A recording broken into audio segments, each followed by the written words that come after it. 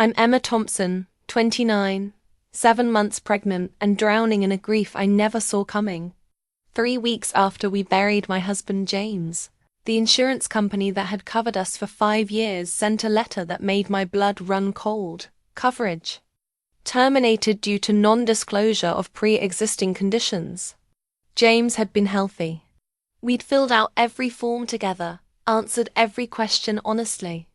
But as I sat there, my unborn daughter kicking against my ribs while I stared at medical bills that could destroy us both, I realized there were things about my husband and this insurance policy that I never knew. What I discovered next would expose a web of lies that went far deeper than I could have imagined, and change everything I thought I knew about the man I'd married. Before we jump back in, tell me where you're tuning in from, and if this story touches you, make sure you're subscribed, because tomorrow I've saved something extra special for you. If you've ever felt abandoned when you needed protection most, like this video and stay with me. This story isn't just about insurance. It's about finding strength when everything falls apart. The wedding photo album sat open on my coffee table, its pages now feeling like evidence of a crime I didn't know had been committed. James and I looked so happy in those pictures, his arm around my waist, my head tilted against his shoulder, both of us beaming at a future we thought we'd share. We met at a bookstore 3 years ago. I was browsing the pregnancy section, researching for my job as a pediatric nurse, when James appeared beside me with a knowing smile. Planning ahead? He'd asked, and something about his gentle humor made me laugh for the first time in months. After a difficult breakup, he was everything I thought I wanted: successful marketing executive at a downtown firm. Thoughtful, ambitious, but not consumed by work. Our courtship felt like a fairy tale. Dinner dates where he remembered every detail I shared. Weekend trips to small towns where we'd walk hand in hand through farmers markets. Quiet evenings where he'd read while I worked on my nursing certifications. When I got pregnant 6 months ago, James was ecstatic. He immediately started researching the best insurance policies, comparing coverage options with the same intensity he brought to his marketing campaigns. "I want to make sure you and the baby have everything you need," he'd said, spreading insurance brochures across our kitchen table. I trusted him completely with the paperwork. James was detail-oriented, the kind of person who read every word of every contract.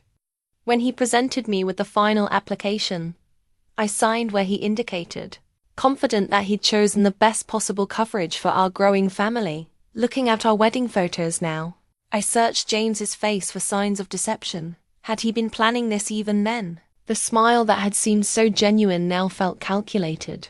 Like he was already living a double life. I couldn't see. My phone buzzed with another medical bill, $3,400 for prenatal care that insurance should have covered.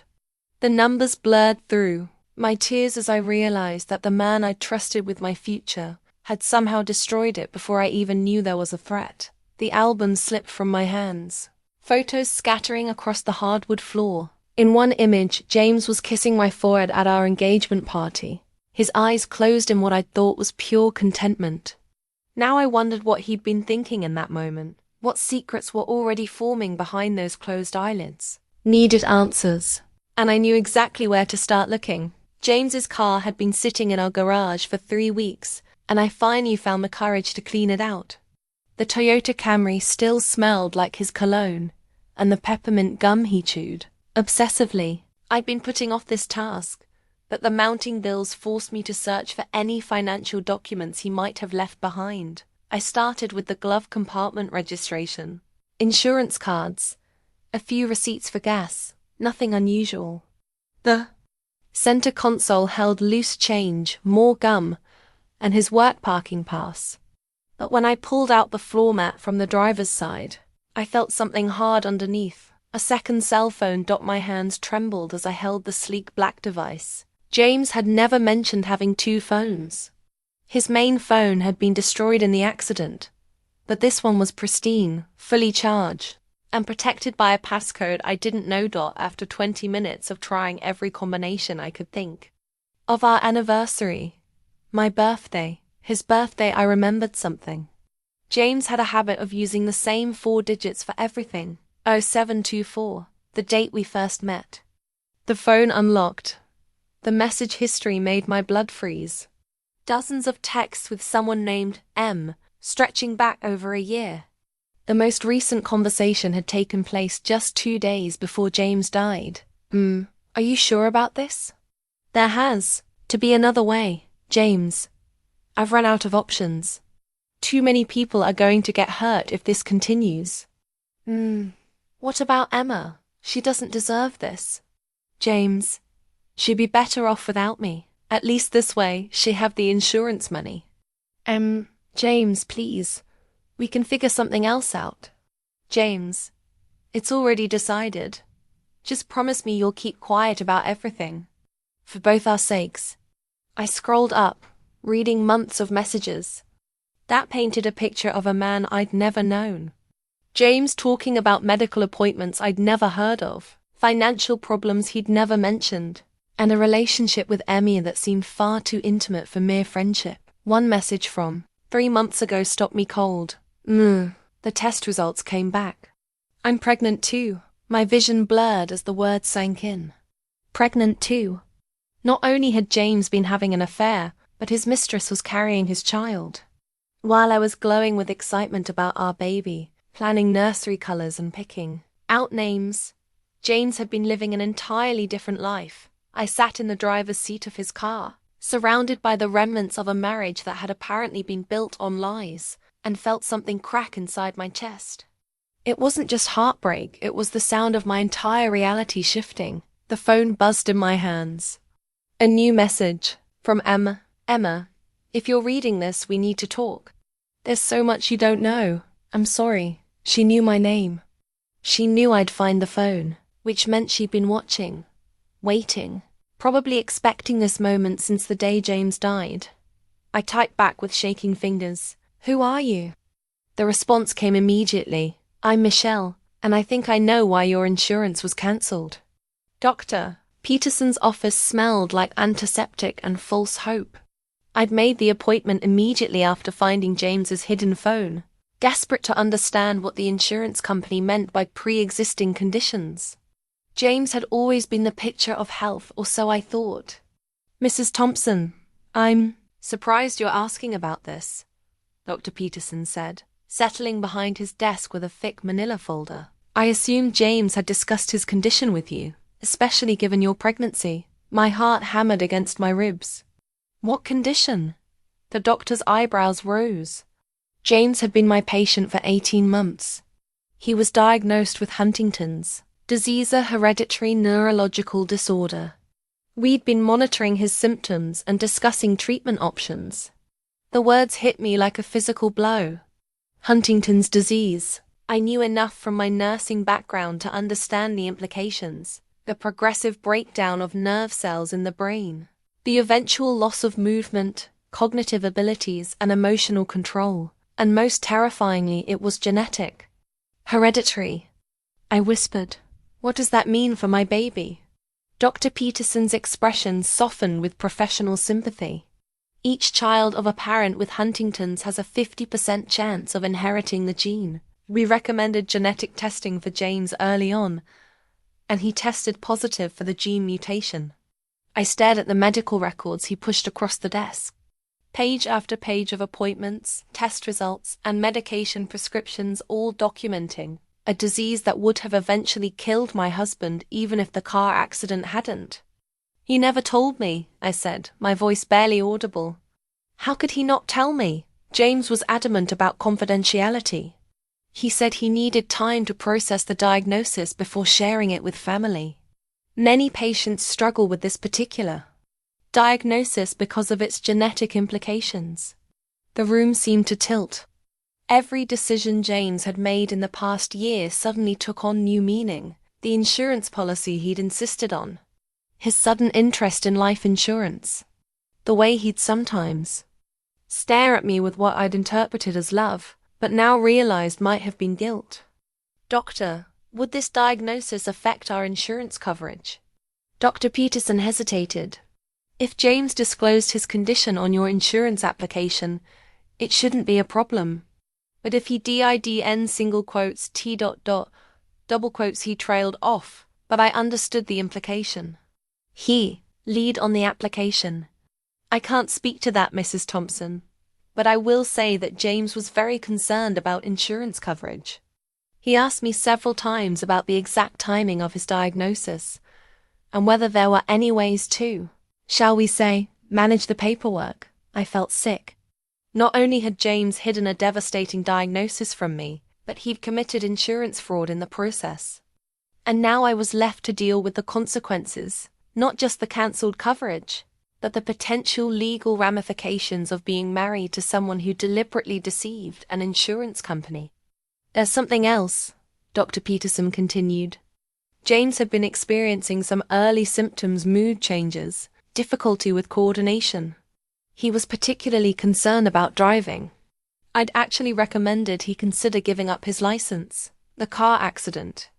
The investigation had concluded that James had simply lost control on a rainy night. But now I wondered if his disease had played a role. Had he had some kind of episode behind the wheel? Or worse, had he known what was happening and chosen not to stop it? I left Dr. Peterson's office with copies of James's medical records and a genetic counseling referral for myself and my unborn daughter. The manila folder felt like it weighed 100 pounds, heavy with the knowledge that the man I'd married had been dying from the moment we said, "I do." But as I sat in my car, staring at the evidence of James's deception, one thought kept echoing in my mind. If he'd lied about something this enormous, what else had he been hiding? The answer, I suspected, was waiting for me in a meeting with the mysterious M. Michelle, who seemed to know more about my husband's secret life than I did. The bank statements arrived on a Tuesday morning, 3 days after my devastating conversation with Dr. Peterson. I'd requested copies of all accounts associated with James's social security number, expecting to find our joint checking and savings accounts. Instead, I discovered my husband had been living a financial double life that rivaled his emotional deceptions. There were 4 accounts I'd never known about. The first was a checking account opened 2 years ago, 6 months before our wedding. The transaction history read like a thriller novel, large deposits from sources I couldn't identify, followed by equally large withdrawals to medical facilities, pharmaceutical companies, and something called Genetic Counseling Associates. But it was the second account that made my hands shake. Monthly deposits of $2,800 for the past 18 months, always on the 5th, 10th, always from an account labeled M. Rodriguez. Michelle, she'd been sending James money, substantial amounts that totaled over $50,000. The third account was a nightmare of medical debt.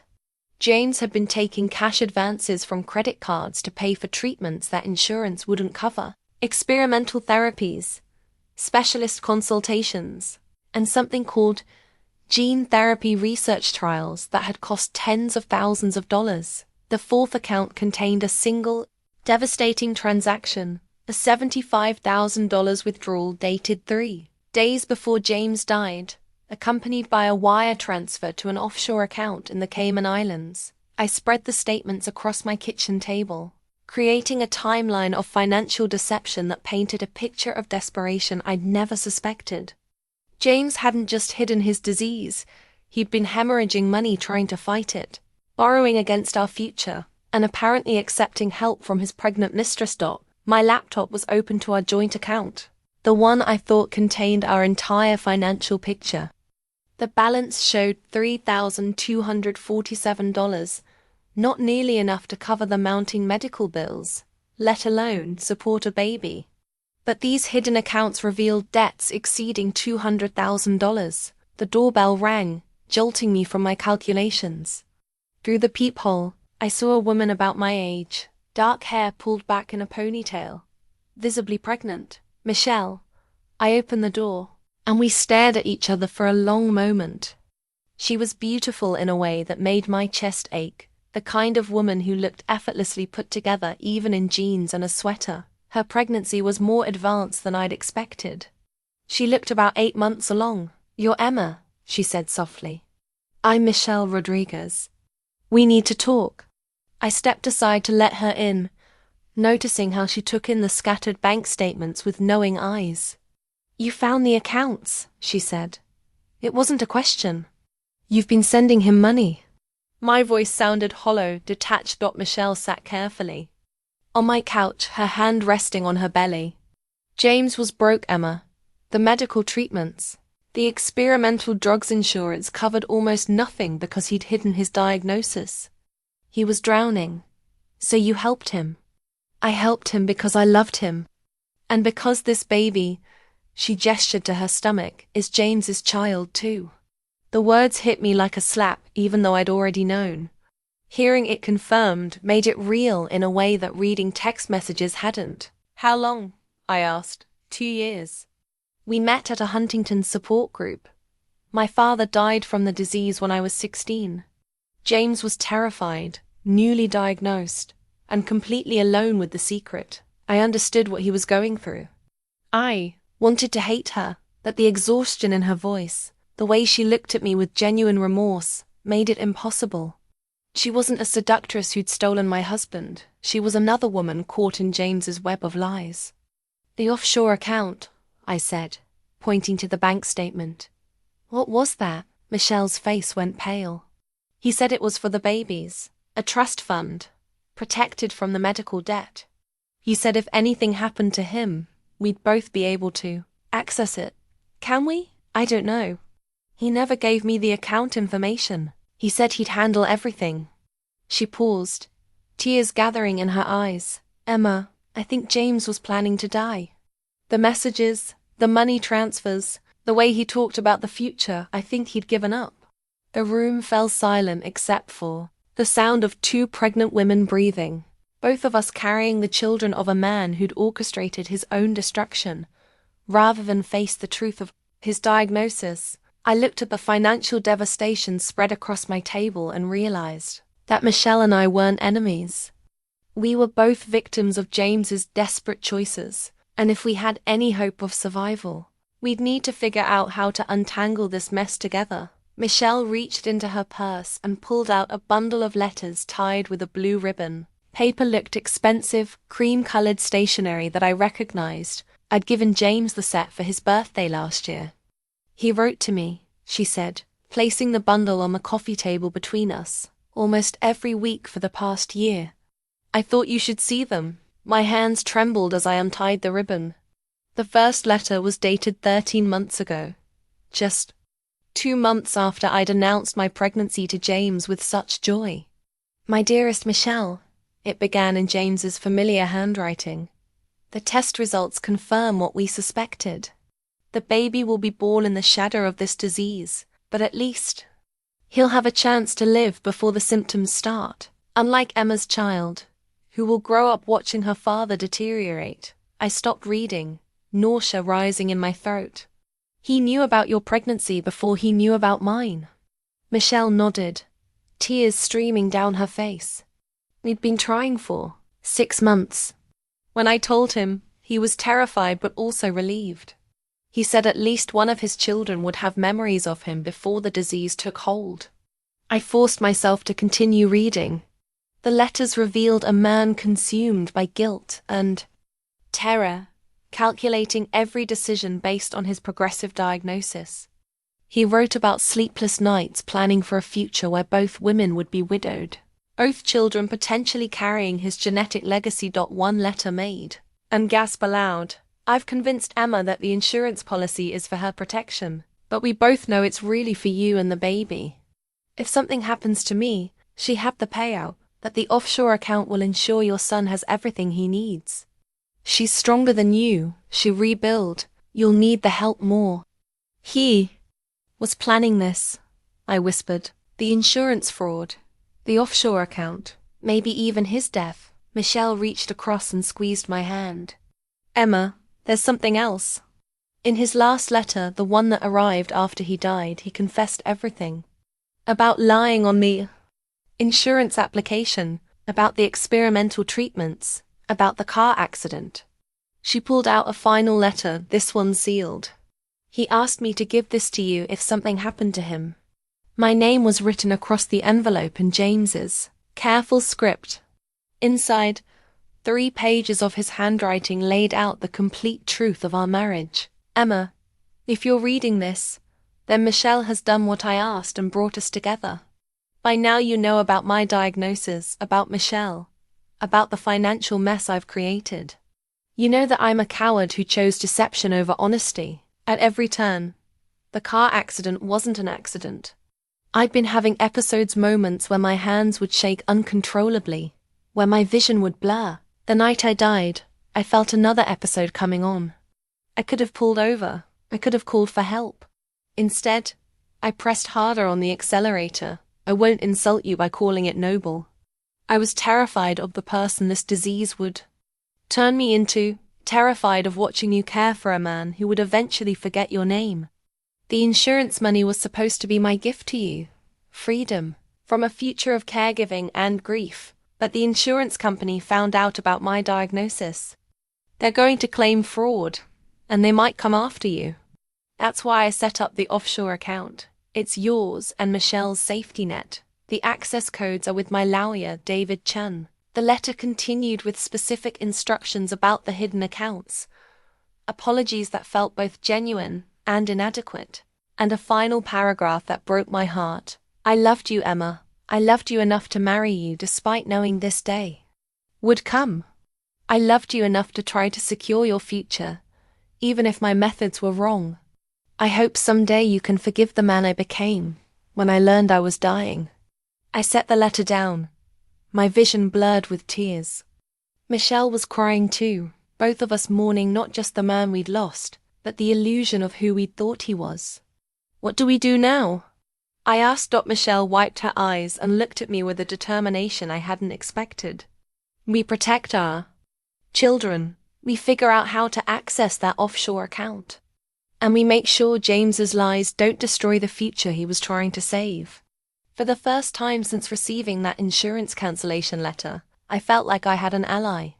Not the ally I would have chosen, but perhaps the one I needed. The insurance investigator's office felt like a courtroom where I was already guilty. Detective Sarah Walsh sat across from me, a stack of documents between us that looked like evidence of a crime I didn't know I'd committed. Mrs. Thompson, thank you for coming in voluntarily, Detective Walsh said, her tone professional but not unkind. I want to be clear, you're not under arrest, but given the circumstances, you might want to consider legal representation. My mouth went dry. Am I a suspect? Your husband submitted an insurance application 18 months ago claiming perfect health. Our investigation has revealed extensive medical treatments for Huntington's disease during that same period. The application was signed by both you and your husband. She slid a document across the table, the insurance application James had presented to me at our kitchen table. My signature was there, right next to his, certifying that all information was true and complete to the best of our knowledge. I didn't know about his diagnosis, I said. I trusted him to handle the paperwork. That's what every spouse says in these situations. Detective Walsh opened another folder. But our investigation suggests this was a coordinated effort to defraud the insurance company of potentially millions of dollars. The evidence she presented was damning. James had applied for the maximum life insurance coverage just 2 months after his diagnosis. He'd timed the application to fall outside the standard 2-year contestability period for most health conditions. He'd even switched doctors to ensure his medical records were scattered across multiple practices. The offshore account is particularly concerning, Detective Walsh continued. Your husband transferred $75,000 3 days before his death money. That appears to have come from fraudulent insurance claims and credit card advances. I thought of Michelle, sitting in my living room with her own pregnancy and her own grief. What if there are other victims? Other people he deceived? Detective Walsh's expression sharpened. What do you mean? I took a deep breath and told her about Michelle, about the hidden phone, about the letters revealing James's double life. I watched her take notes, her pen moving rapidly across a legal pad. Mrs. Thompson, if what you're telling me is true, then you and Miss Rodriguez might both be victims rather than co-conspirators. But we'll need full cooperation, access to all communications, financial records, everything. She leaned forward, her tone becoming more sympathetic. I've been investigating insurance fraud for 12 years. In my experience, terminally ill patients who commit fraud usually do it out of desperation, not greed. They're trying to provide for their families before they die. Does that make it legal? No, but it might make the prosecutor more willing to consider reduced charges or immunity in exchange for cooperation. She paused. There's something else. We've discovered that your husband wasn't the only patient from Dr. Peterson's office to submit questionable insurance applications. We're looking at a possible pattern. The room seemed to tilt. You think his doctor was involved? We think your husband might have learned about insurance fraud from other patients in his support group. We've identified at least 3 other cases with similar patterns, Huntington's patients who concealed their diagnoses to obtain coverage. I thought about Michelle meeting James at a support group, about the desperate bond that forms between people facing the same terrible diagnosis. Had they shared more than just emotional support? Had they shared strategies for survival that crossed legal lines? Detective Walsh slid a business card across the table. Mrs. Thompson, I'm going to recommend that the prosecutor's office consider you a cooperating witness rather than a defendant. But that cooperation needs to be complete and immediate. What does that mean for my baby? For the first time, Detective Walsh smiled. It means we're going to make sure she has a mother who's not in prison. But you need to help us understand the full scope of what your husband did, and you need to help us recover that offshore money. I left the investigator's office with a new understanding of my situation. I wasn't just a grieving widow dealing with cancelled insurance, was a potential federal defendant whose husband had committed serious financial crimes. The only way to protect my daughter's future was to help law enforcement untangle the web of deception James had created. But first, I needed to find David Chen, the lawyer who supposedly held the keys to James's offshore account. Because if Michelle and I were going to survive this investigation, we'd need resources James had hidden away, assuming we could access them without committing crimes ourselves. The irony wasn't lost on me. To save our children from their father's illegal choices, Michelle and I might have to make some morally complicated decisions of our own. James's mother answered the phone on the 3rd ring, her voice immediately wary when I identified myself. We'd never been close. She'd made it clear from the beginning that she thought James was too young to get married, too focused on his career to be a good husband. Emma, I was wondering when you'd call, Patricia Thompson said. I suppose you figured out about James's condition. Her casual tone stunned me. You knew? Of course I knew. Huntington's runs in families, dear. James's father died from it when James was 12. I've been waiting 20 years for the symptoms to show up in my son. I gripped the phone tighter, feeling like Alice tumbling down the rabbit hole. James told me his father died in a car accident. Patricia's laugh was bitter. That's one way to describe it. Robert had been having episodes for months, hallucinations, violent outbursts, loss of motor control. The night he died, he drove his car into a tree at 60 miles per hour. The police called it an accident, but I knew better. The parallel to James's death made my stomach clench. Why didn't you warn me? When James and I got engaged, when I got pregnant, why didn't you tell me about the genetic risk? Because James begged me not to. He said he'd handle it, that he'd get tested and make responsible decisions. I assumed he'd told you when you decided to have children. I thought of all the family gatherings where Patricia had seemed distant, almost disapproving of my pregnancy. Now I understood she'd been watching me celebrate a child who had a 50% chance of inheriting a devastating disease, and she'd known I was completely ignorant of the risk. There's something else, Patricia continued. James wasn't the only one in the family dealing with this. His cousin Michael was diagnosed 3 years ago. They'd been in touch, sharing information about treatments and, she paused, other strategies for managing the situation. What kind of strategies? The kind that might explain why insurance investigators have been calling me, asking about James's medical history and financial arrangements. I arranged to meet Patricia the next day, driving to her modest home in the suburbs with a folder full of questions and a growing sense that James's deception had roots that went back generations. Patricia greeted me at the door with medical records that made my collection look sparse. She'd kept detailed documentation of her husband's decline, James's genetic testing, and something I hadn't expected: correspondence with other Huntington's families about insurance, legal planning, and what she called end-of-life financial strategies. "Sit down, Emma," she said, gesturing to her kitchen table. "There are things about this family that James should have told you, but since he didn't, I suppose it falls to me." The records she showed me painted a picture of a genetic legacy that had shaped every major decision in James's life. His father's medical files documented the progression of Huntington's, the gradual loss of coordination, the personality changes, the eventual need for full-time care that had bankrupted their family. "We lost the house," Patricia explained. "Robert's medical expenses consumed our savings, his life insurance, everything. When he died, I was left with nothing but debt, and a 12-year-old son who'd watched his father deteriorate for 3 years. She pulled out a folder labeled James Genetic Counseling that contained reports dating back to when he was 18. James was obsessed with not repeating his father's mistakes. He got tested as soon as he was legally able, learned he carried the gene, and started planning immediately. Planning what? How to live a full life before the symptoms started. How to have children despite the genetic risk. How to ensure his family wouldn't face the financial devastation we'd experienced."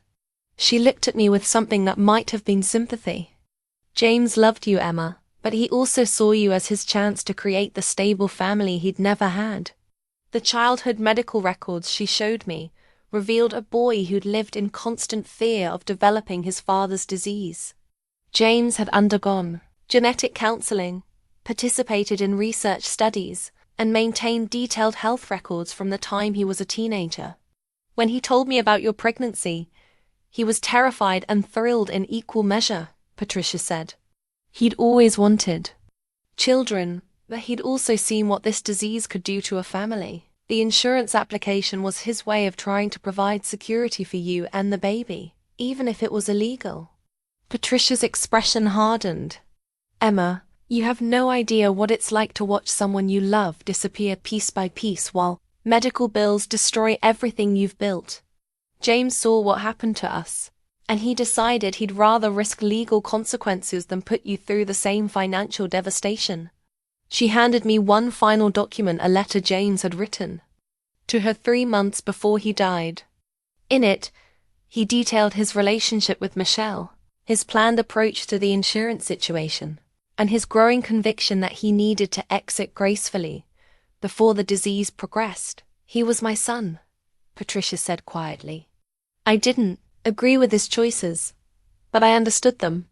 Now you have to decide whether you're going to honor his intentions or spend the rest of your life paying for his mistakes." As I drove home with boxes of family medical records, I realized that James's deception wasn't just about hiding an affair or committing insurance fraud.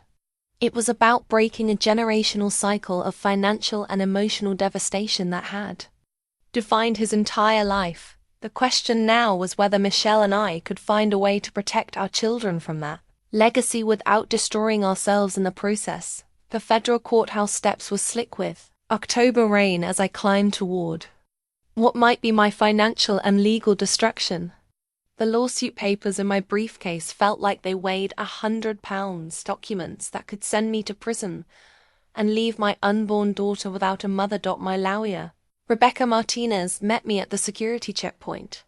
She was younger than I'd expected, but her reputation for handling complex insurance fraud cases had made her Detective Walsh's recommendation.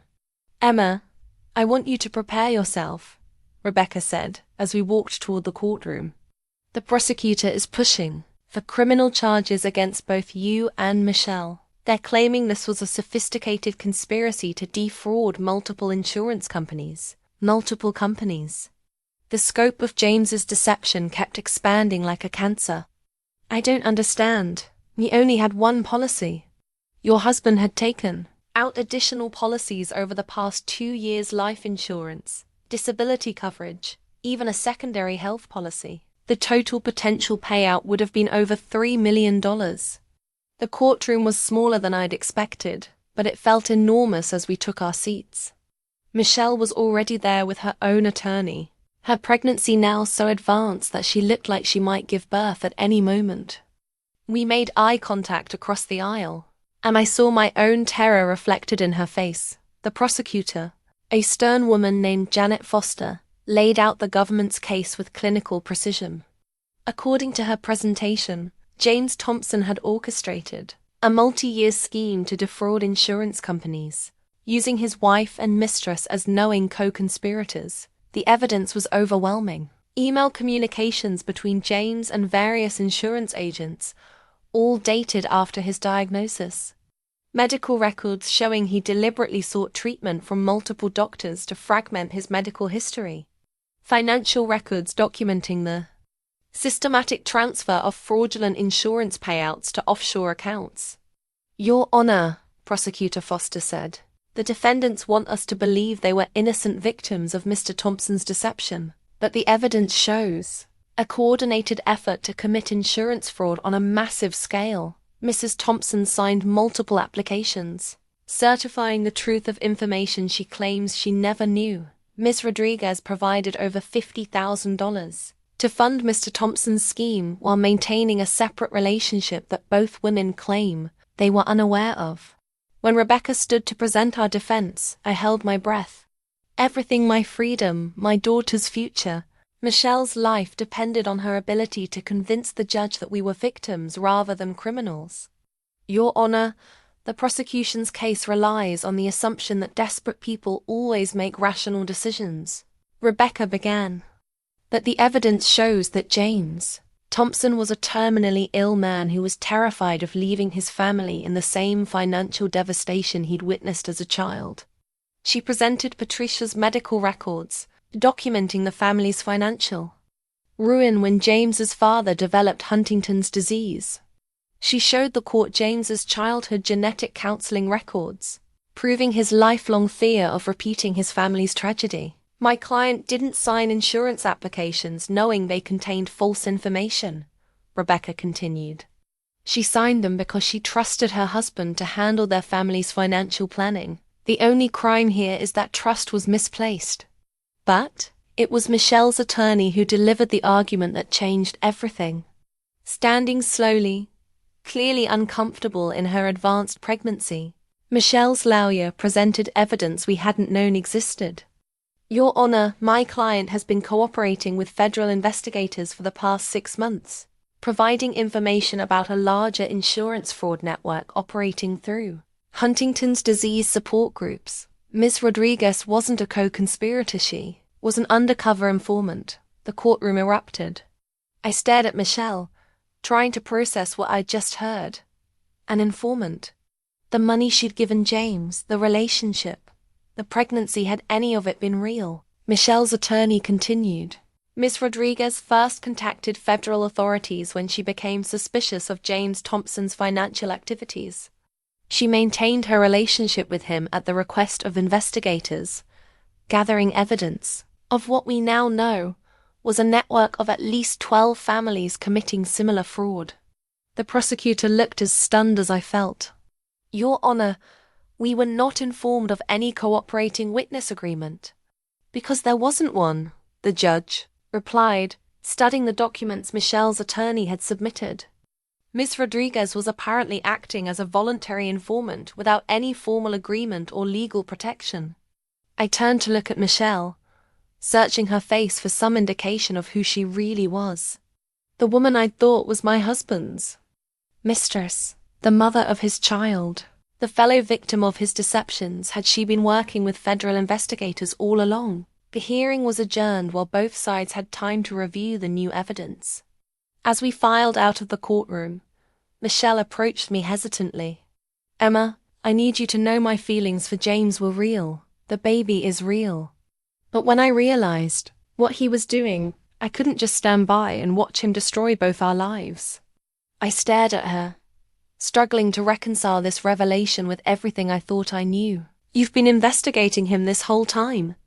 I've been trying to protect us, she said. All of us, including you. As I left the courthouse, I realized that Michelle's betrayal might actually be our salvation. If she'd been gathering evidence against James, it could prove our innocence. But it also meant that everything I believed about our unlikely alliance was built on yet another lie. The legal nightmare was far from over. But for the first time since receiving that insurance cancellation letter, I felt like we might actually have a chance at survival. The coffee shop where Michelle and I met felt like neutral territory, neither of our homes, neither of our lives, just a busy place where two pregnant women could sit and try to make sense of the chaos their shared connection had created. I know you hate me, Michelle said, stirring sugar into her decaf latte. I know this feels like another betrayal. I studied her face, looking for signs of deception I'd missed before. I don't know what I feel. A week ago, I thought you were my husband's mistress. Yesterday, I found out you've been working with federal investigators. Now you want to be allies? Michelle pulled out a manila folder I'd seen too many of lately. Emma, everything I told you about loving James was true. Everything about being pregnant with his child was true. But when I realized he was committing fraud that could destroy all of us, I had to make a choice. The documents she showed me were copies of her communications with Detective Walsh, dating back 6 months. Michelle had started reporting James's activities after she discovered he was lying to multiple insurance companies, not just the one covering our family. The support group was where it started, she explained. James wasn't the only one talking about creative solutions to insurance problems. There were at least 5 other families sharing strategies, comparing notes on how to time applications, which doctors to use, how to structure financial transfers. I read through Michelle's detailed reports to the FBI, documenting a network of Huntington's families who developed increasingly sophisticated methods of insurance fraud. The amounts were staggering, over $15 million in fraudulent claims across 3 states. Why didn't you tell me? Because I wasn't sure if you were involved. Your signature was on those applications, Emma. For all I knew, you and James were partners in this from the beginning. The accusations stung, but I understood her position. From the outside, it would have looked like I was complicit in James's schemes. A wife who conveniently knew nothing about her husband's activities while benefiting from the results. The baby, I said. Is James really the father? Michelle's hand moved to her belly. Yes, that part was never a lie. I loved him, Emma. Even knowing what he was doing, even knowing I had to report him, I loved him. We sat in silence, 2 women carrying the children of a man who'd manipulated both of us in different ways. But as I read through Michelle's investigative work, I began to understand that her betrayal might have saved us all. The prosecutor is offering a deal, Michelle said quietly. Full immunity for both of us in exchange for complete cooperation with the ongoing investigation. But we'd have to testify against the other families in the network. What does that mean for our children? It means they won't grow up visiting their mothers in prison. But it also means we'll be responsible for sending other desperate parents to jail. I thought about Patricia's stories of financial devastation, about the cycle of poverty and illness that had driven James to his desperate choices. The other families in the support group were probably facing the same impossible decisions: watch their loved ones die while drowning in medical debt, or break the law to provide some security for their children. There's something else, Michelle continued. The offshore account James set up, the investigators found it. There's $127,000 that James transferred from various fraudulent claims. Legally, it all has to be returned to the insurance companies as restitution. My heart sank. I'd been hoping that money could provide some stability for our children, but of course it was tainted by James's crimes. But, Michelle said, reaching across the table to touch my hand, there might be another option. If we cooperate fully with the investigation, if we help recover money from all the other families, the prosecutor might agree to let us keep enough to cover our legitimate medical expenses. I looked at this woman who'd been my husband's lover, my potential legal adversary, and now possibly my salvation. The alliance she was proposing felt like a betrayal of everyone else who'd been caught in similar circumstances. But it might be our only path to survival. What would we have to do? Michelle slid a document across the table, a draft cooperation agreement that would make us both government witnesses against the insurance fraud network. We'd have to tell them everything. Every conversation, every financial transaction, every person James mentioned from the support group. We'd have to wear recording devices to meetings with other families and help investigators gather evidence. The idea of betraying other desperate families made me sick, but the alternative was prison time that would leave our children without mothers. Michelle was right. We had to choose between our principles and our survival. If we do this, I said, we do it together. We protect each other's interests and make sure both our children are provided for. Michelle nodded. Partners in survival instead of rivals in grief.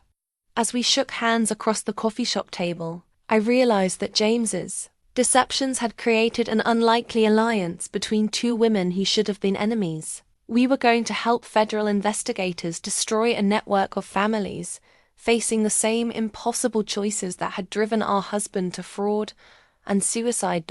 It wasn't the kind of justice I'd imagined when I first discovered James's lies, but it might be the only justice available to us.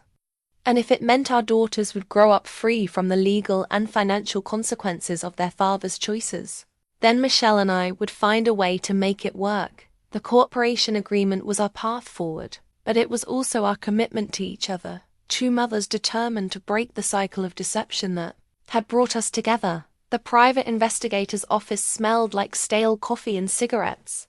Despite the no smoking sign on the door, Marcus Chen, no relation to the lawyer David Chen, we were still trying to locate, had been recommended by Detective Walsh as someone who specialized in insurance fraud cases with suspicious deaths. Mrs. Thompson, I've been reviewing the police report from your husband's accident, Marcus said, spreading photographs across his desk. There are some inconsistencies that warrant further investigation. The crash scene photos were difficult to look at, but I forced myself to study them. James's car had left the road on a clear stretch of highway, traveled 200 feet through an open field, and struck a tree at high speed. The police had ruled it an accident caused by wet road conditions. The skid marks tell a different story, Marcus continued, pointing to measurements in the police report. Your husband didn't brake before leaving the road. In fact, the evidence suggests he accelerated. My stomach clenched. You think it was suicide? I think it was a man with a degenerative brain disease who made a calculated decision. The question is whether he planned it, or if it was an impulsive act during a medical episode. Marcus pulled out a thick folder labeled Thompson Investigation. Inside were phone records, credit card statements, and surveillance footage from the days leading up to James's death. The level of detail was overwhelming, a complete reconstruction of my husband's final week. 3 days before the accident, your husband visited his lawyer, David Chen. They met for 2 hours, and James left with a sealed envelope. The next day, he went to the bank and made the wire transfer to the Cayman Islands account. Did you find the lawyer? That's where it gets interesting. David Chen's law license was suspended 6 months ago for ethical violations related to helping clients hide assets from creditors.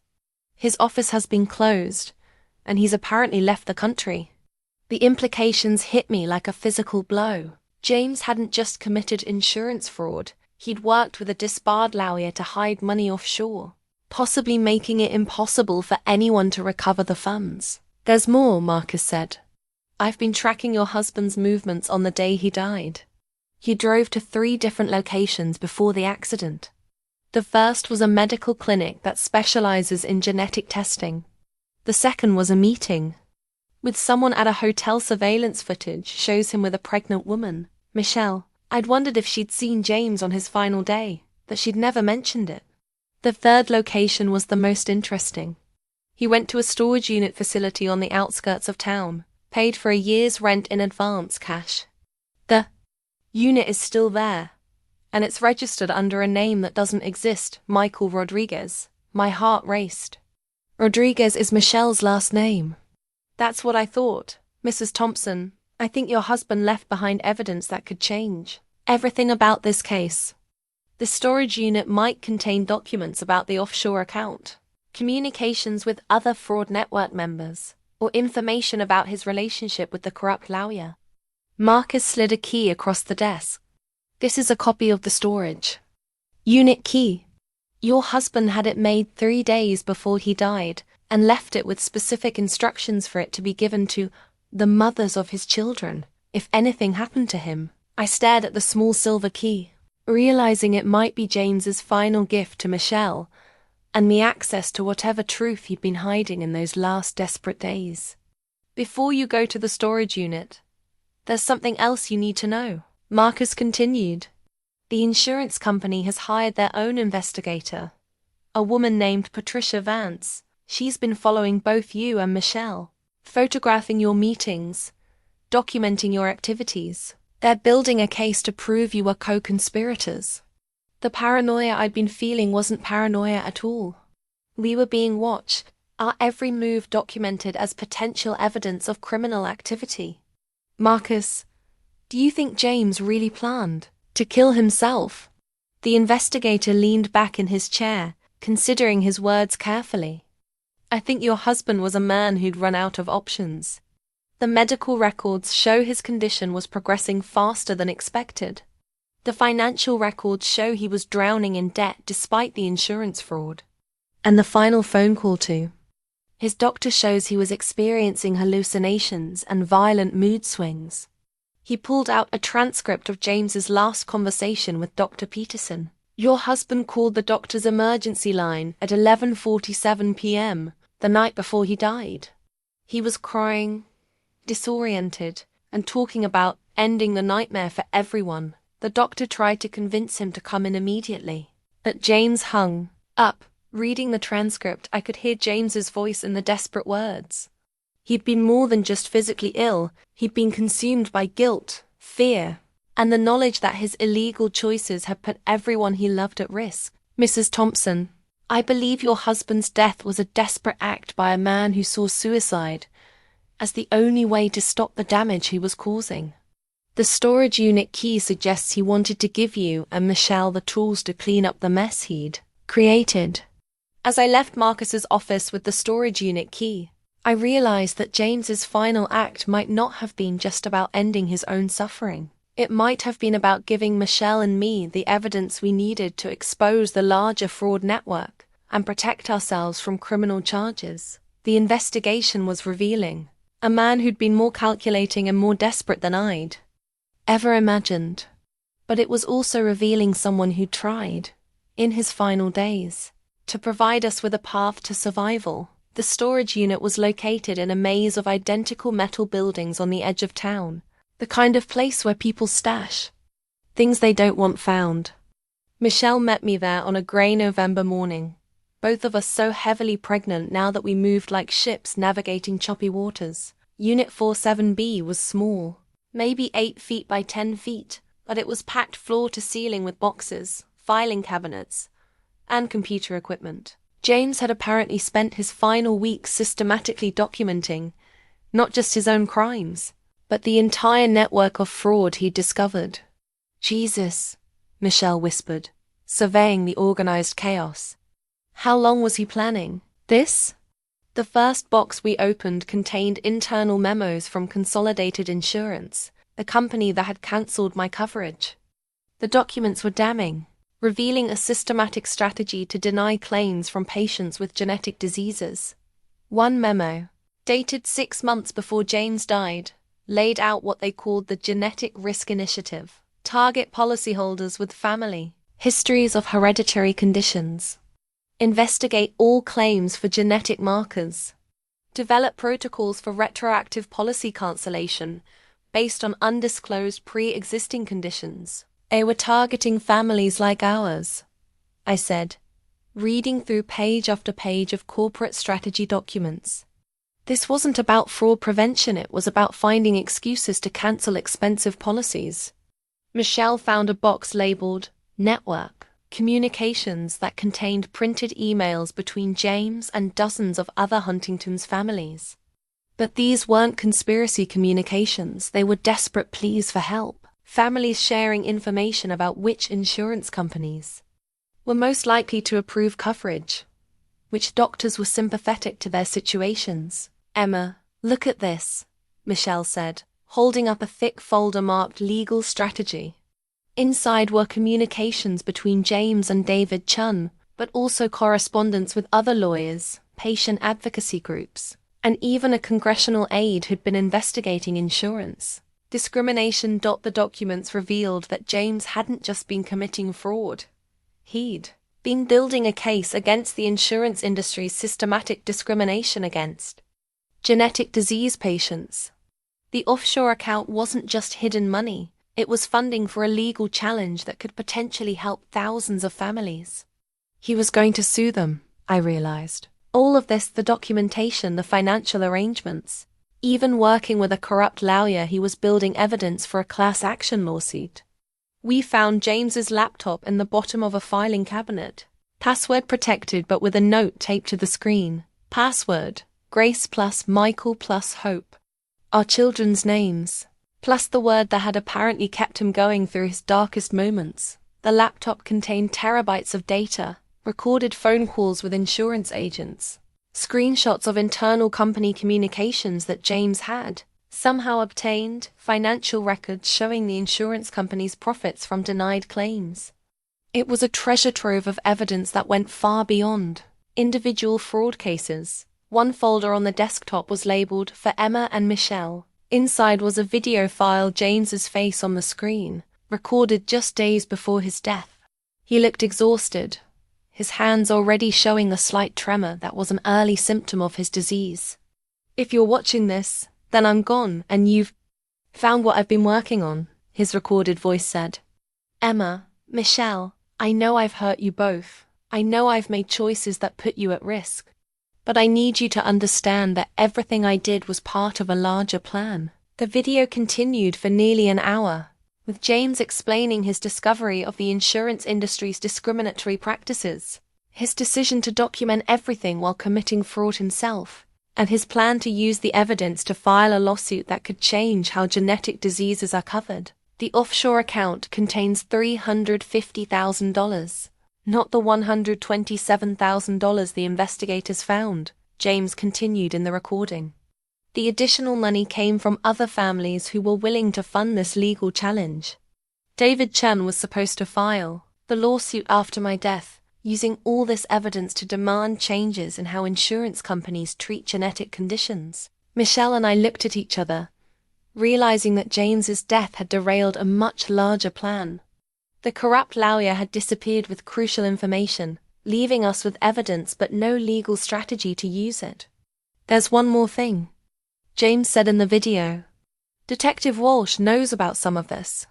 She's been investigating insurance fraud, but she's also been building a case against discriminatory practices. If something happens to me, give her this evidence. She know what to do with it." The video ended with James looking directly into the camera. "Emma, Michelle, I love you both. I love our children.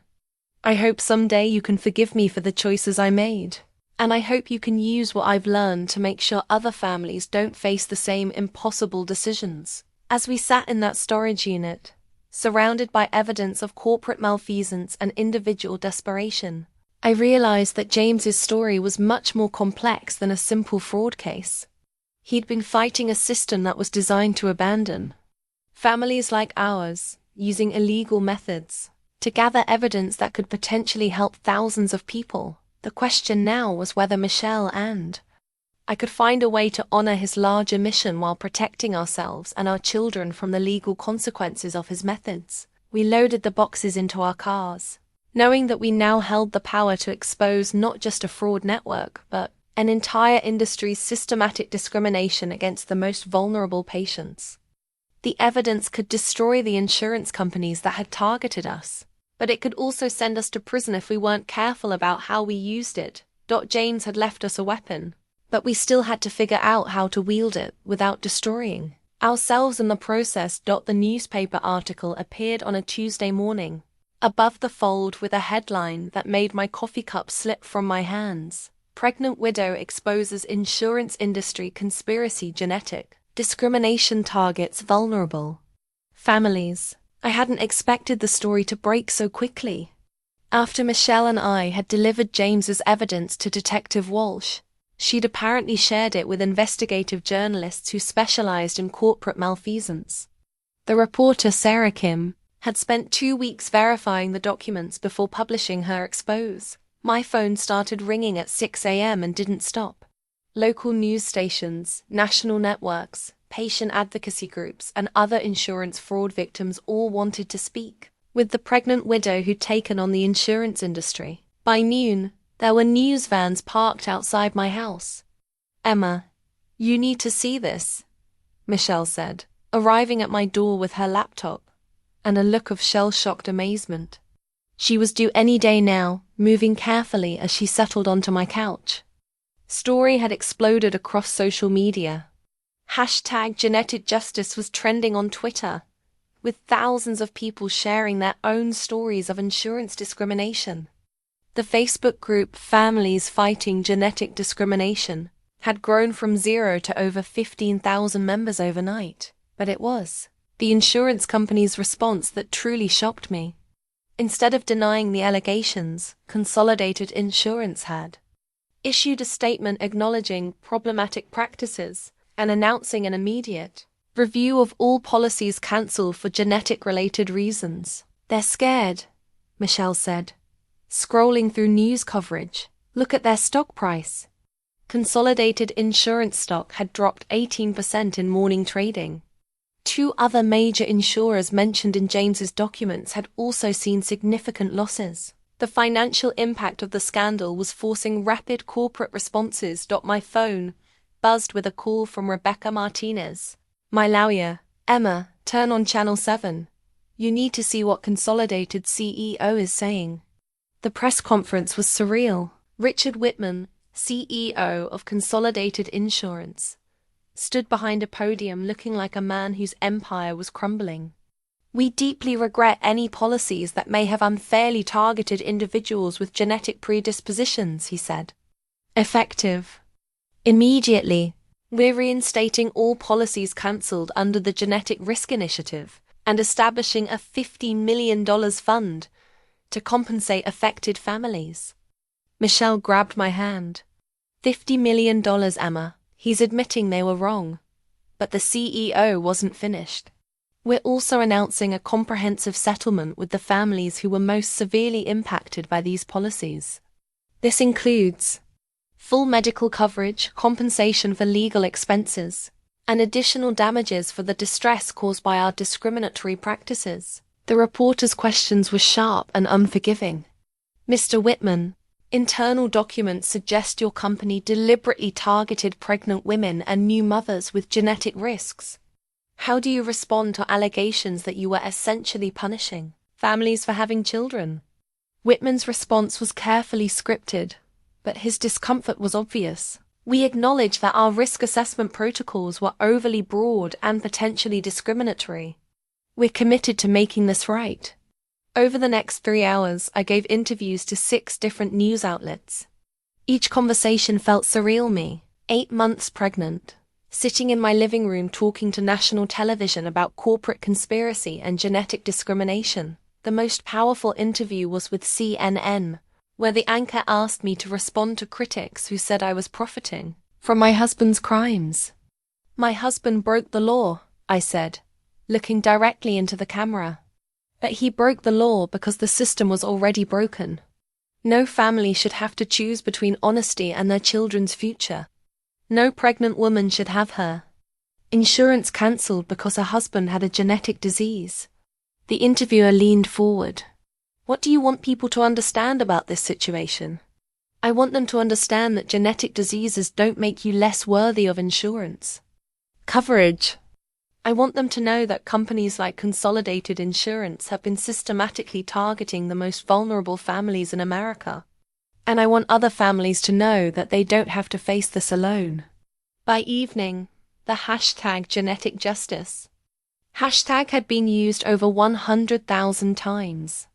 Patient advocacy groups were organizing rallies in 12 cities. Congressional representatives were calling for hearings on insurance discrimination, but the most meaningful response came in my email. Inbox hundreds of messages from other families sharing their own stories of genetic discrimination, insurance cancellation, and financial devastation. "Your courage gave me the strength to fight my own insurance denial," wrote a mother from Ohio whose daughter had cystic fibrosis.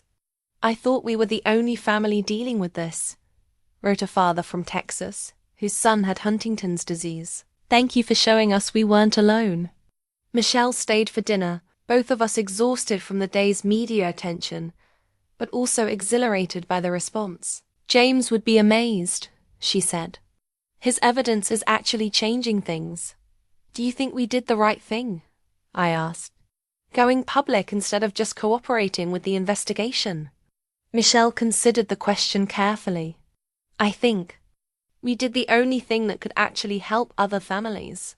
The criminal investigation would have sent a few people to jail, but it wouldn't have changed the system. This," she gestured to the laptop screen showing continued media coverage, "this is forcing real change."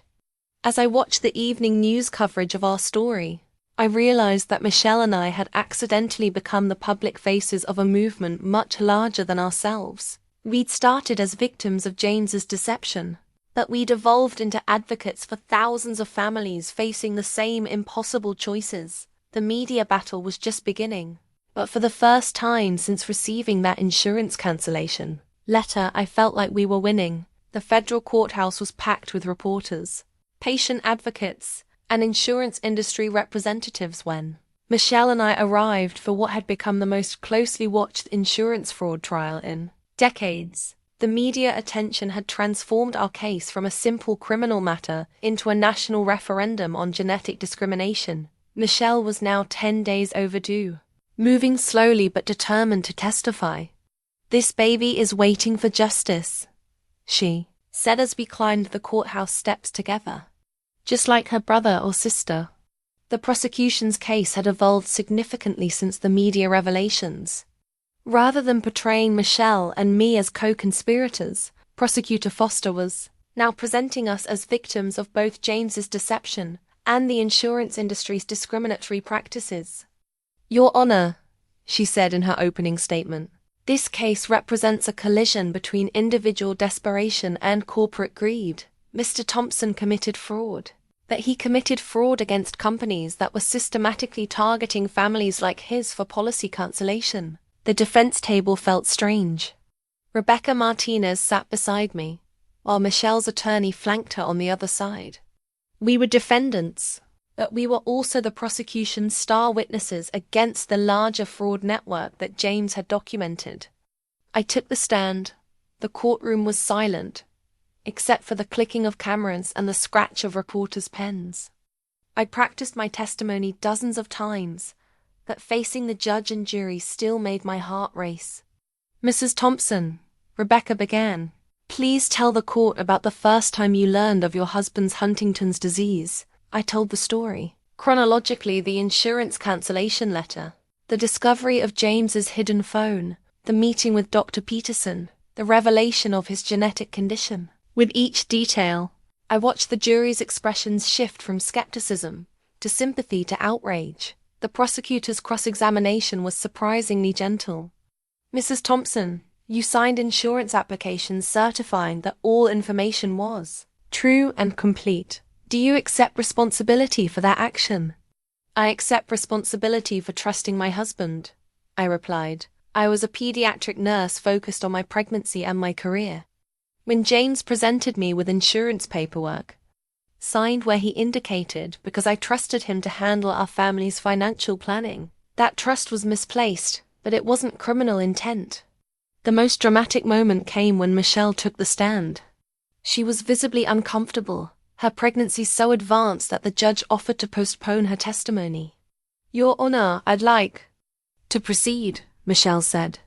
"This testimony is important for all the families who've been affected by this situation." Michelle's account of her relationship with James was heartbreaking and complex.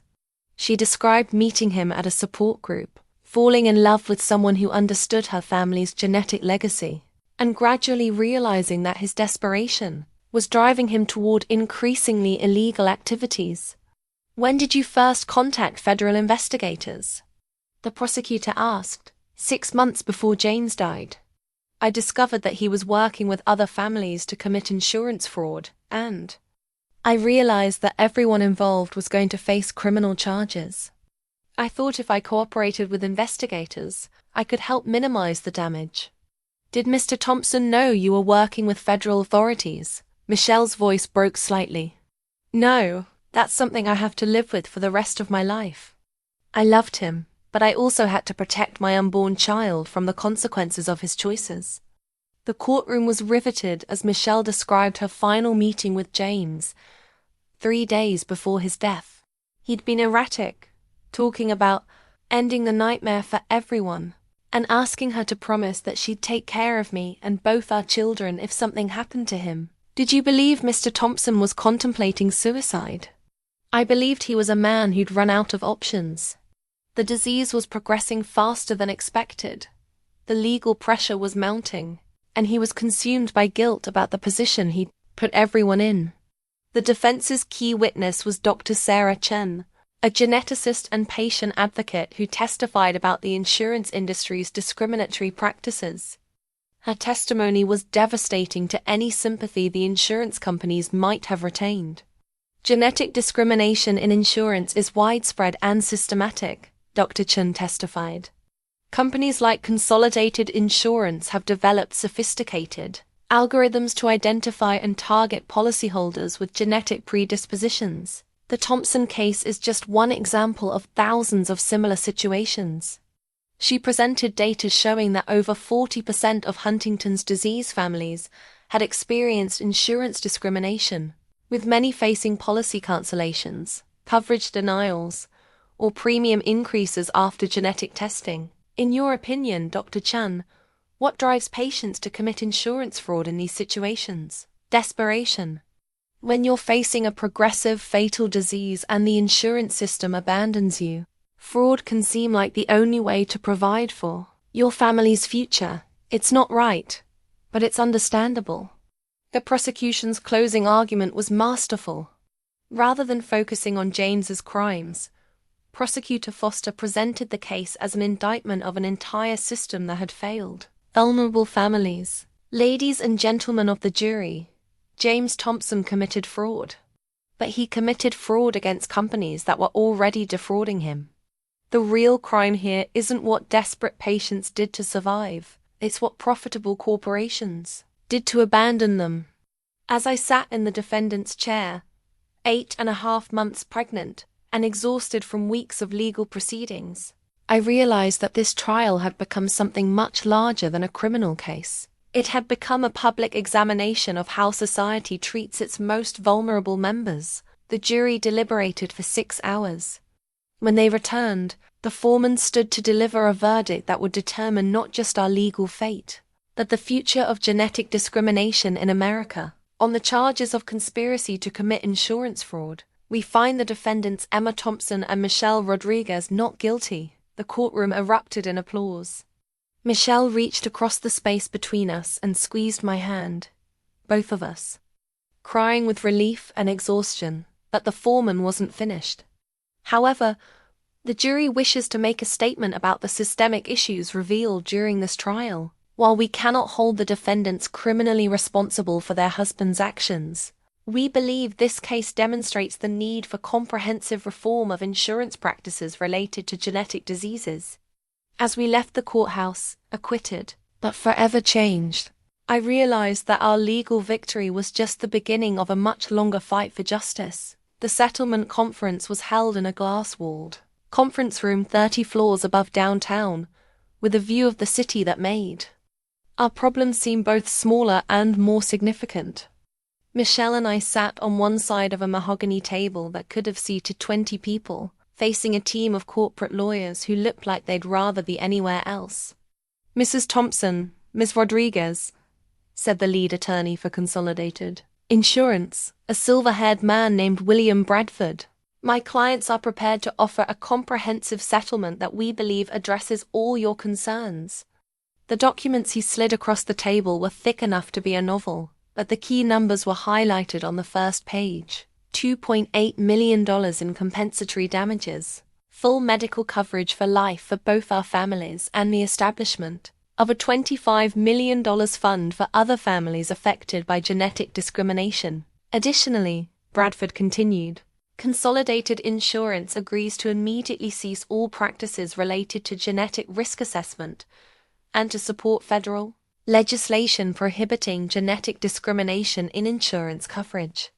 I looked at Michelle, both of us trying to process the magnitude of what was being offered.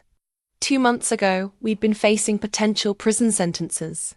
Now we were being offered enough money to secure our children's futures and change industry practices. For thousands of other families, Rebecca Martinez leaned forward. This settlement includes no admission of wrongdoing by my clients, correct? Correct. Mrs. Thompson and Ms. Rodriguez are acknowledged as victims of both Mr. Thompson's deception and Consolidated's discriminatory practices, but it was the next part of the settlement that truly amazed me.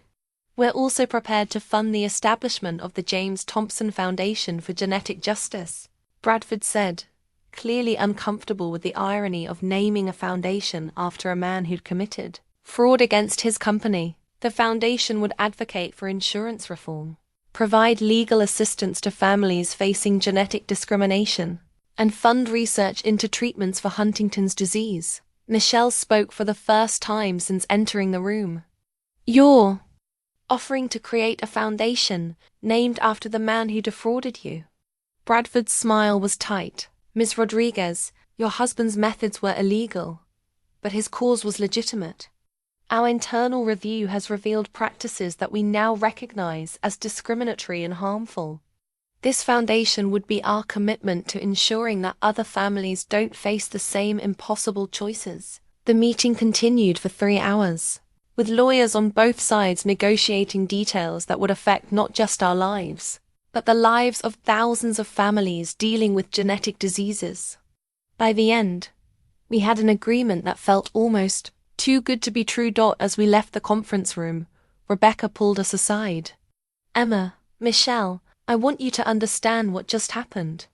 You didn't just win a settlement, you forced an entire industry to change its practices. The foundation alone will help more families than any criminal prosecution could have. That evening, Michelle and I met at the coffee shop where we'd first discussed becoming allies. She was now 2 weeks overdue, but her doctor had cleared her for light activity, and we both needed time to process what had happened. Do you think James would be proud or horrified? Michelle asked, sipping her decaf tea. Both, I said. He'd be proud that we used his evidence to help other families, but he'd be horrified that it took his death to make it happen. We sat in comfortable silence, 2 women who'd been forced together by tragedy, but had chosen to remain allies through everything that followed. The settlement money would give our children security, but more importantly, the foundation would ensure that James's desperate actions had ultimately served a purpose beyond our individual survival. There's something I need to tell you, Michelle said suddenly. The baby, I've been having contractions all day. I think she's finally ready to meet the world.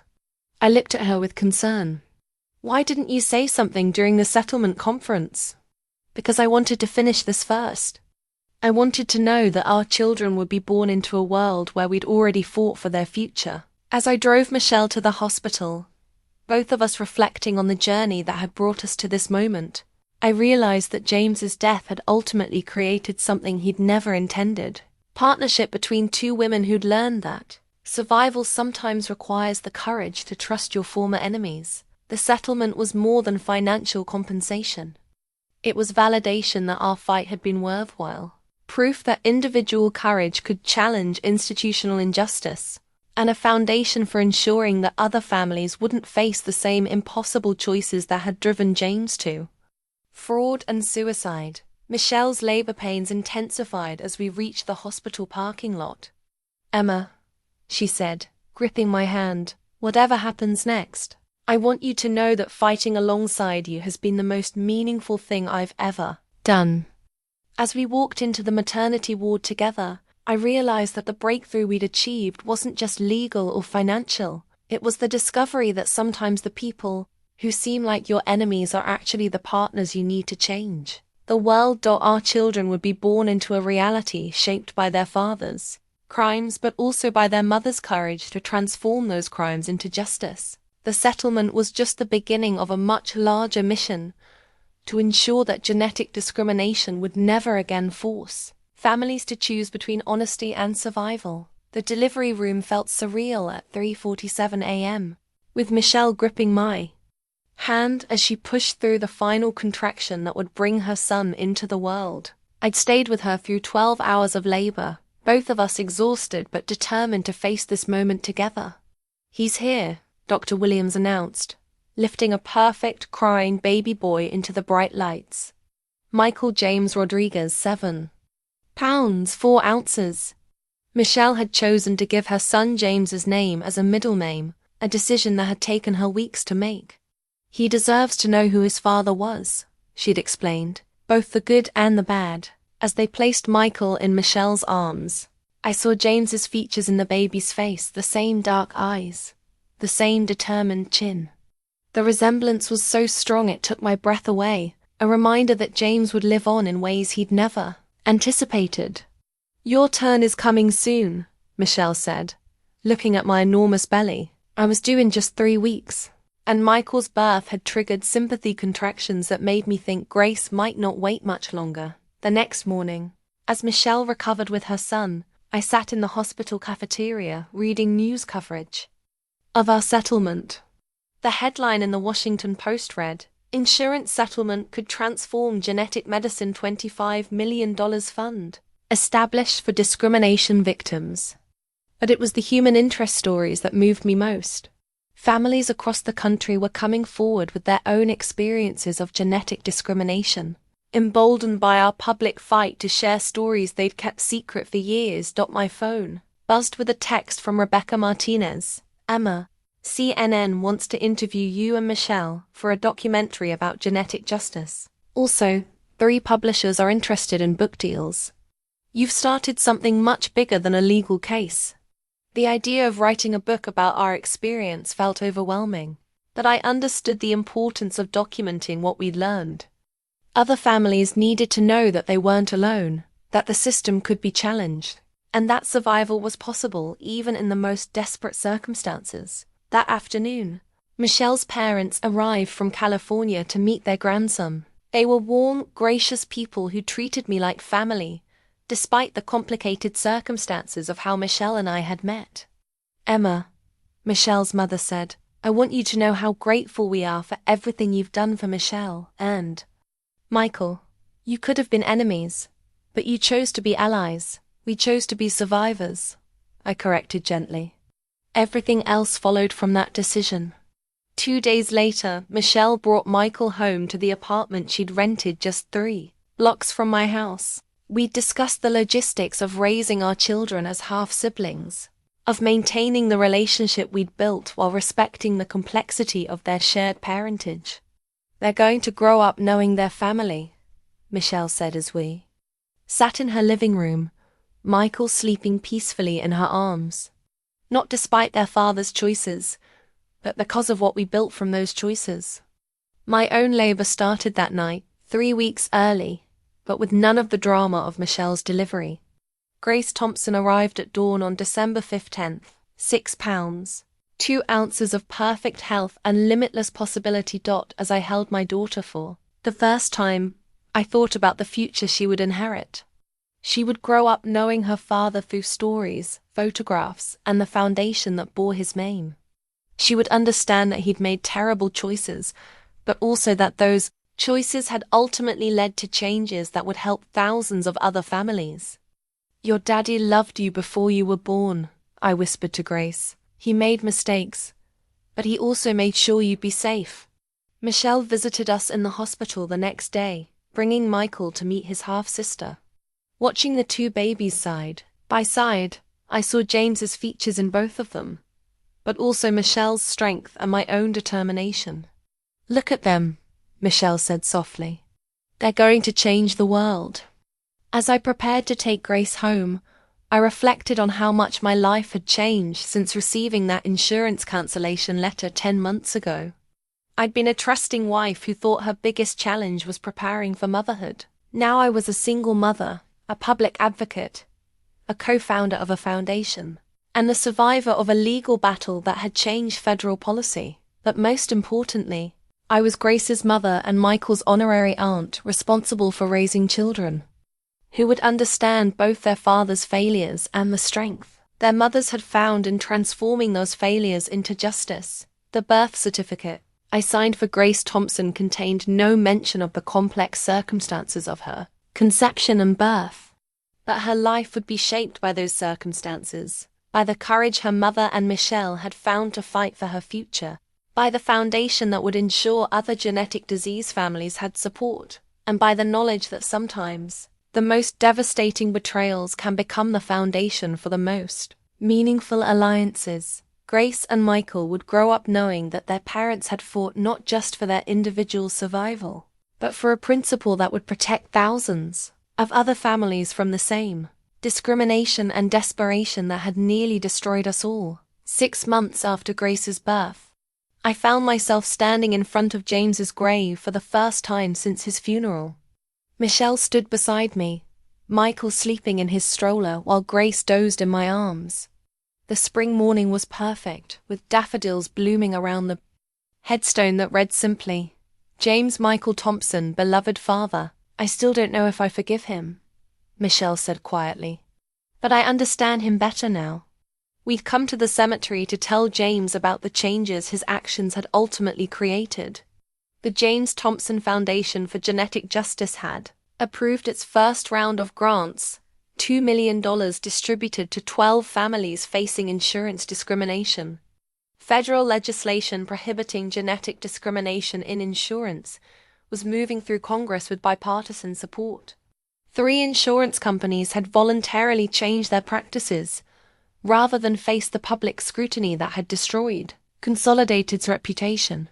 "He would be amazed," I said, adjusting Grace in my arms. All of this from the storage unit and the evidence he collected.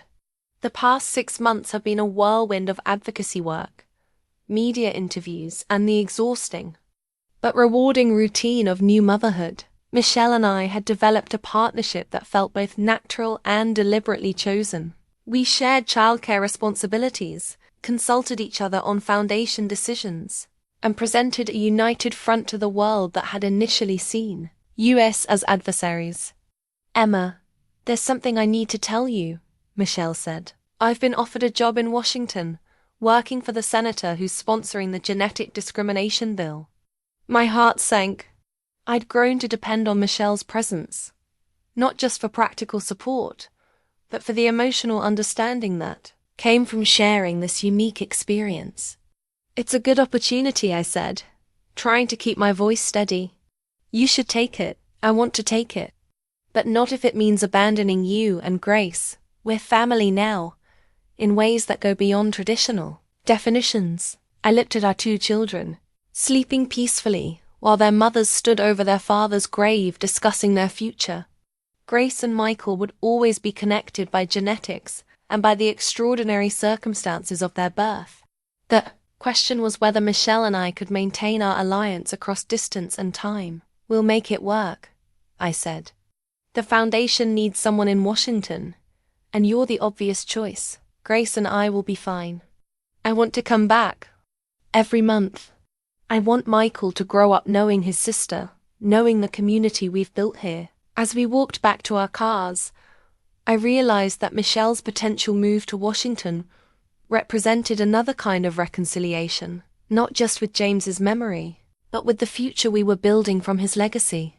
The foundation work was expanding beyond what we could manage locally, and Michelle's policy expertise was needed at the national level. That afternoon, I found myself going through James's belongings again, but this time with a different purpose. Instead of looking for evidence of deception, I was collecting items that would help Grace understand her father as she grew older. His college diploma, evidence of the intelligence that had made him successful in marketing and tragically effective, Add insurance fraud.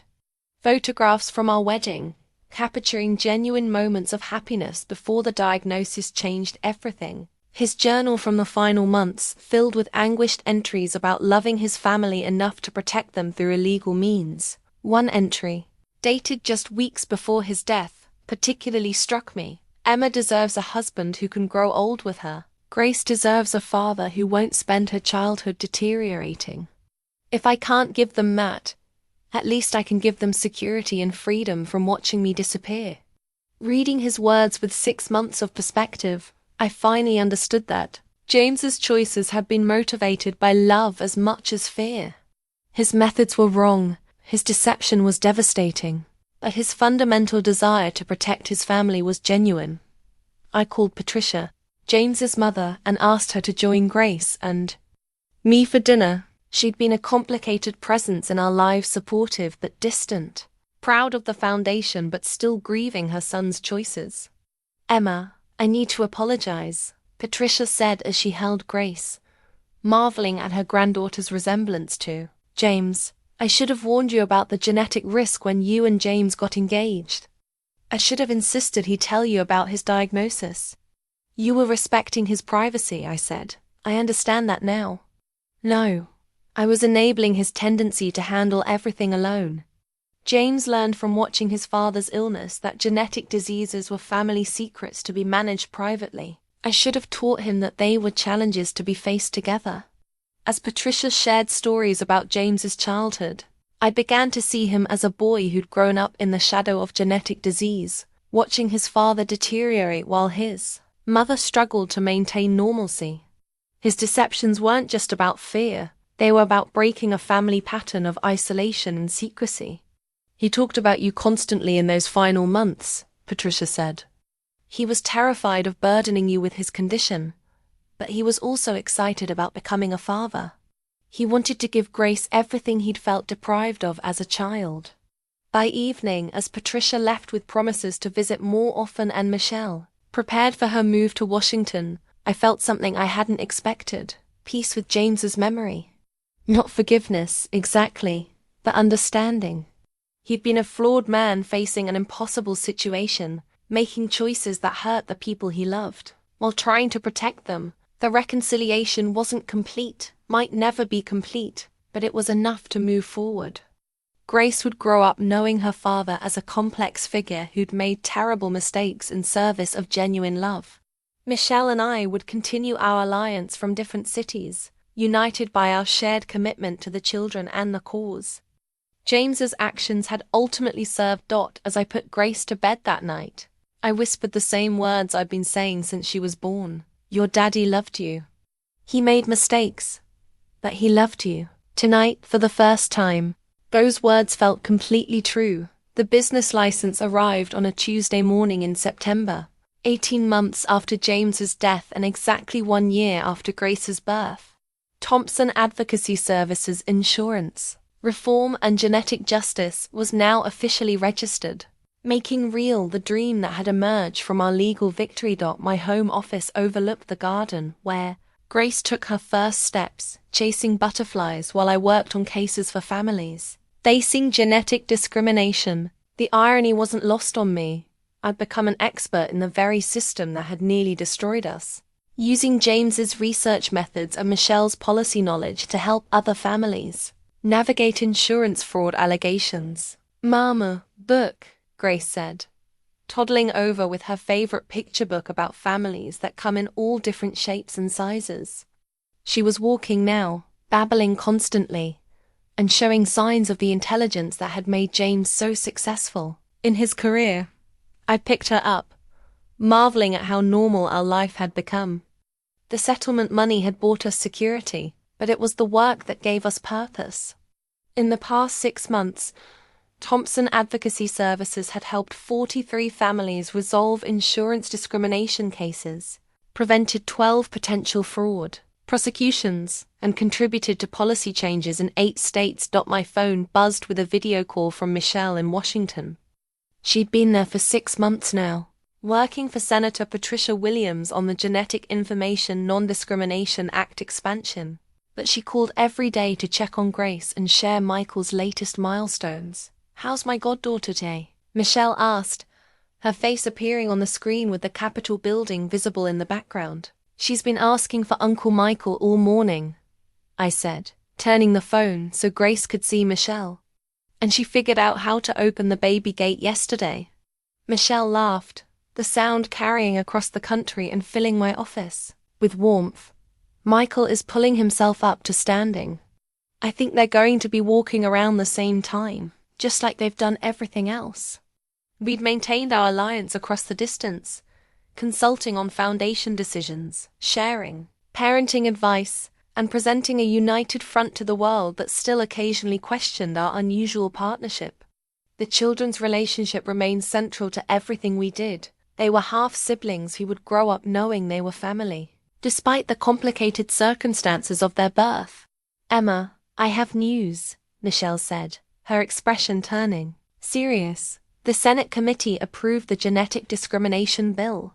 It's going to the full Senate for a vote next month. The legislation would expand federal protections against genetic discrimination, covering not just employment and health insurance, but also life insurance, disability coverage, and long-term care policies." It was everything James had hoped to achieve through his evidence collection, but accomplished through legal channels instead of fraud. "Senator Williams wants to name it the James Thompson Act," Michelle continued. "She says his story illustrates exactly why this legislation is necessary." I felt tears prick my eyes. James would be amazed to know that his name would be attached to federal legislation, protecting the very families he tried to help through illegal means. It was a redemption neither of us had imagined possible. Grace squirmed in my arms, reaching for the phone screen where she could see Michelle. Mish, she babbled, using her version of Michelle's name. "I love you too, sweetheart," Michelle said. "Mama Emma, I'll be home for Grace's birthday next month. Michael and I wouldn't miss it." After ending the call, I sat in my office reviewing the day's cases. A family in Oregon whose insurance had been cancelled after genetic testing.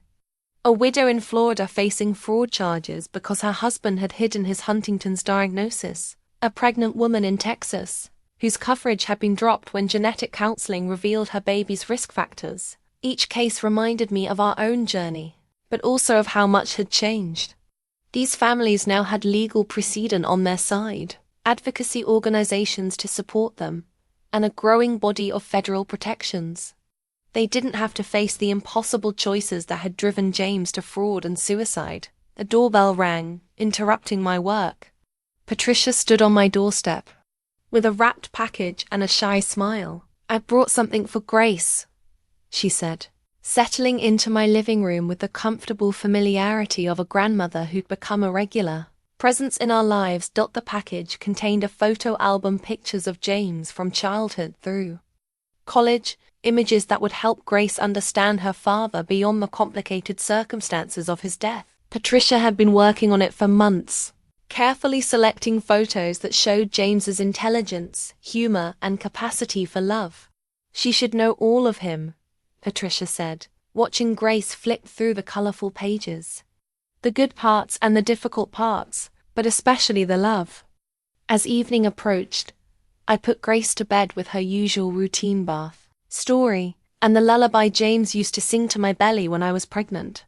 She fell asleep holding the teddy bear Michelle had given her, surrounded by the security that James's desperate actions had ultimately provided. I returned to my office and opened my laptop to work on the memoir. I'd been writing the story of how devastating betrayal had become the foundation for meaningful advocacy. Publishers were interested, but more importantly, the book would provide a resource for other families facing similar challenges. The final chapter was the hardest to write, because it required me to articulate what I'd learned from the most difficult year of my life.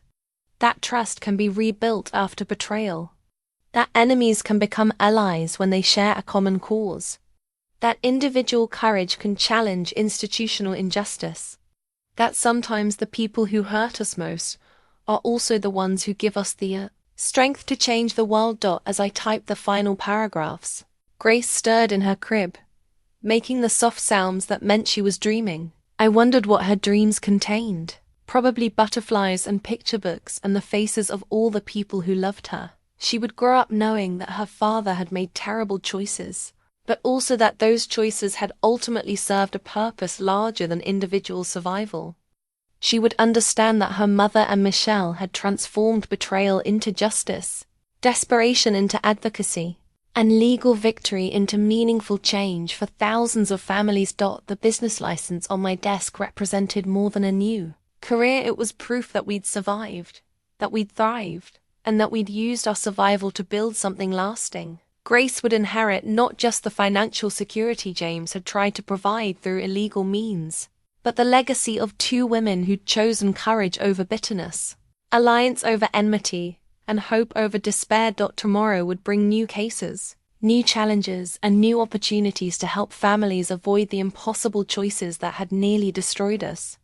But tonight, I was simply a mother whose daughter was sleeping safely, whose work had meaning, and whose future held the promise of continued justice. The new life we'd built from the wreckage of James's deceptions was better than anything I could have imagined 18 months ago. Not because the pain was gone, but because we transformed that pain into purpose, that betrayal into a force for change, and that ending into a beginning that would continue long after Grace and Michael were grown.